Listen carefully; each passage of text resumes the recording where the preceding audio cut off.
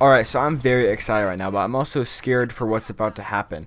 In this video, I'm going to talk about AMD Ryzen Intel, not only because I wanted to make a video on it for a while, but because AMD is about to start an all-out war.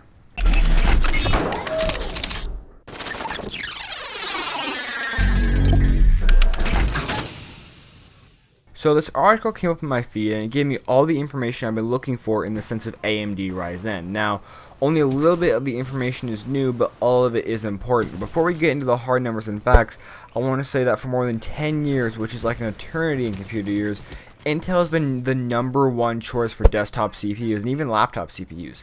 AMD has had a hard time keeping up for a long time. However, with recent advancements in the GPU department with the launch of the cost-effective VR card, the RX 480, AMD is looking to turn itself around and work its way back onto the top like it was in the early 2000s.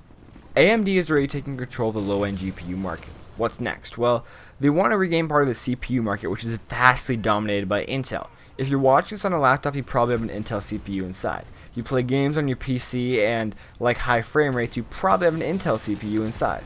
The only people with an AMD processor are the people who seek out AMD and are building lower end desktops, but this is all about to change. With Ryzen coming out in just about a month, everyone is holding their breath to see exactly how it stacks up to Intel CPUs. Well, spoiler alert, it stacks up very well. Incredibly well, actually. Check out this picture if you will. This is what I guess you can call a leak of benchmarks that include one of the newest Ryzen processors. That CPU is the first one on the list with AMD's current 8350 on the bottom. That CPU is one of the highest end CPUs they sell at this point. I'm going to zoom in on the last column, which is the overall score for the processor. I apologize that it's blurry, but it's not the most high-end picture. The Ryzen processor scored 15,048, which is a big number, yes, but that means nothing unless you put it into perspective. The 6800K, which is also on this list, scored 13,357. That processor is a 6-core, $450 CPU. The Ryzen CPU beat it, and it beat it by a decent amount. Let's look at the other processors on this chart. The AMD CPU blew the brand new 7700K out of the water, beating it by almost 4,500 points, and it has performance gain of almost 50% more than its AMD counterpart. So here's the kicker.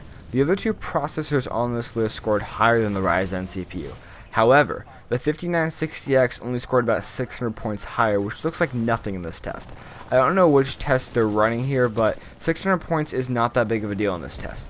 Anyway, that 5960X that barely beat the Ryzen CPU, it's worth over $1,100. But wait, there's more. The only other CPU that beat it was the 6900K. That CPU beat it by a respectable 1,000 points or so, which again is not crazy, but it definitely has a performance edge. That CPU again costs around $1,100, but that CPU has an entire 8 cores with 16 threads. It's pretty heavy stuff. Last thing before I take the chart off your screen here, the article that leaked this picture is saying that the tested CPU is named the SR7 1700X. I'll go into that name in a minute, but they're saying that this isn't even their top of the line CPU. The 1800X will be. But the real kicker is that the CPU is supposedly going to launch for $389 USD, which is absolutely crazy. I'm willing to bet that under the right circumstances it will outperform the 5960X, and it's going on the market for less than half the cost. You have to realize that even though these processors are running at different speeds, none of them are overclocked. These are stock speeds, and let me tell you something, if the Ryzen series is anything like the FX series, AMD will still be the king of overclocking. So let's look into the same price range and what Intel is offering. We already have a pretty good idea of how it stacks up to other CPUs in its price range because the chart includes the 7700K. So looking at Newegg, you got a few options. You have the i7 5820K, which is a 6-core for the same price as the SR7, and you have the i7 5775C, which I have never heard of, but that will save you a staggering $2 over the 5820K. So realistically, that's the only one you got, the 5820. So let's look at that processor, shall we? So it's on the 2011 V3 socket, which is coming up on 6 years old at this point. The SR7 is running on a brand new AM4 socket. It's also 22 nanometers, while the Ryzen is 14 nanometers. But the big kicker is that it takes almost 140 watts to power the 5820, while the SR7 is taking about 90.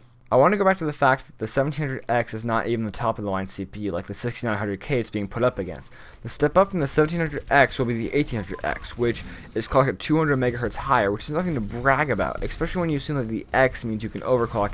However, it is something to touch on. So you're sitting there and saying, okay, I get it, this thing is impressive, but that does not mean AMD is going to war like you said in the beginning. Well, actually it does. With such a competitive price and Ryzen's APUs coming later this year, AMD is gearing up to take Intel head on. They want to beat out Intel for the enthusiast grade parts, and when you can have incredible performance for half the price of what your competition is offering, you might not have a competition for very long. Let's assume they have an SR7 1100, 1200, and so on all the way up to 1800. Let's not speculate on performance, but let's talk about price. If every step up is $50 more, you're looking at the lowest end 1100 being only $90 and the highest end SR7 1800 being $440.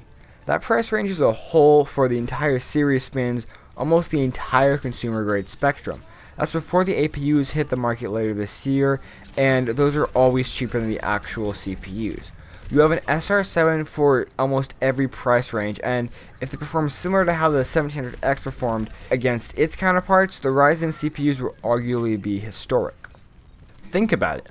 Assuming AMD gets the markets they're going after, Intel will have two markets, the extremely high end and the extremely low end. Now, it's important to note that this is a hypothetical situation, and I'm not in any kind of business or have any experience, or so I could be dead wrong, but if I'm right or even close, AMD will be the processor of choice for most people in the coming years.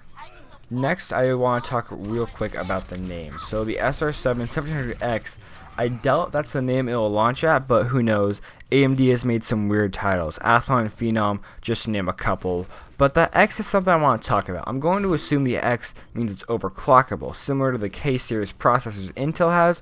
So if we take that model I talked about earlier with its 1100 to 1800 and add an X-series processor to every tier, we end up with 16 processors in the SR7 line. So sort of a TLDR here at the end. AMD is pricing very good chips at half the cost of what Intel is charging, and they're going to put a similar chip in almost every price range. So pick a side, because like I said in the beginning, AMD is going to war. With that, my name's been Zistro. I hope you guys enjoyed this video because it took forever for me to make. It's about 2 a.m. here, and I'm recording this right before I go to bed. So, hope you guys enjoyed this video. Go ahead and dislike, and in the comments down below, and tell me why you rated it like you did. And I'll see you guys in the next video.